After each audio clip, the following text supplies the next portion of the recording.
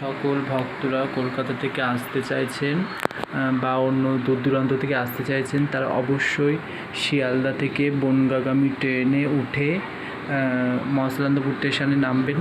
বনগাঁগামী ট্রেনে উঠে মসলান্দপুর স্টেশন, হাবড়ার একটা স্টেশন পর মসলান্দপুর। আর এই মসলান্দপুর স্টেশনে নেমে আপনি ওখান থেকে বাস, ম্যাজিক বা অটো ধরে তেঁতুলিয়াতে আসতে হবে।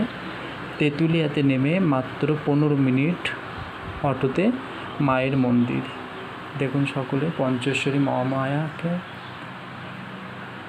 মসলান্দপুর স্টেশন হইতে আপনি তেঁতুলিয়ায় নেমে মাত্র 15 মিনিটে অটো ধরে মায়ের মন্দির, স্থান গলদারডাঙ্গি, তেঁতুলিয়া গলদারডাঙ্গি মায়ের এই মন্দির পঞ্চেশ্বরী মহামায়ের।